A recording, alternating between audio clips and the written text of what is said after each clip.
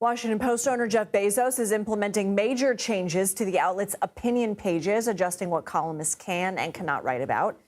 Bezos wrote in part on X Wednesday, quote, "We are going to be writing every day in support and defense of two pillars, personal liberties and free markets. We'll cover other topics too, of course, but viewpoints opposing those pillars will be left to be published by others." He goes on to explain the move, saying a big part of America's success has been freedom in the economic realm and everywhere else. Freedom is ethical. It minimizes coercion, and practical. It drives creativity, invention, and prosperity, end quote. We're also following a big shift in the White House press pool. Those are the journalists who cover the president and ask questions during events with limited space. For years, the White House Correspondents Association has chosen who takes part in the pool. But this week, the White House has said it will make that decision. The move comes after the White House restricted the Associated Press from some events after the outlet declined to refer to the Gulf of Mexico as the Gulf of America. The AP sued to restore access, and the case is ongoing. CBS News legal contributor and Loyola Law School professor Jessica Levinson joins us now. Jessica, let's start with the Washington Post. Again, this is about its op-eds, but it's a private company. Does this raise any legal red flags to you, and could it set a precedent for other legacy media outlets?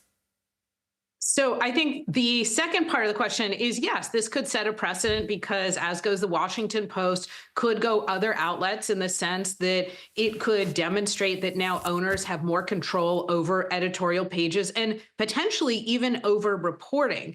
But that, as you said in the first part of your question, that's not a First Amendment issue because the First Amendment protects us from the government. From government censorship, from the government picking winners and losers.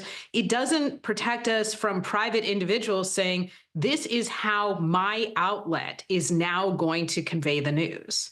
So let's turn to the Trump administration. Yeah, I need to ask you a follow-up about that before we move on, actually, because you said it's not about the government picking winners and losers, but what if the owner, in this case, is someone who has donated to the current government or somebody who, let's say, hypothetically, is trying to curry favor with the current government?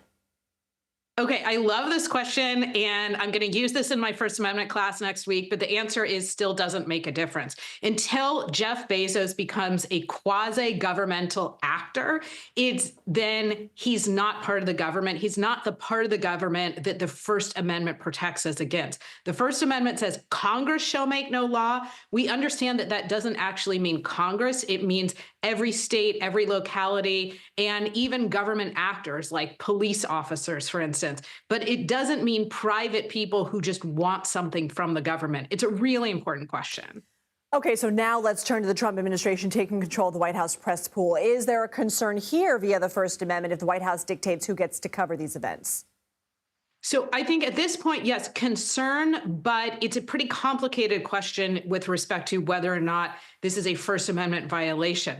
Only because time is limited, I'm just going to flag for people that the thing to think about is to say, when the administration opens up a space, does it become a First Amendment problem when they say, you are the members of the press who can cover the space and you are the members of the press who cannot? I should remind people that it really is a matter of administrative grace, not a constitutional right, in terms of who can be in places with limited space, like the Oval Office, like Air Force One, like other places where the press pool, the White House pool does follow the president. Jessica Levinson, thank you.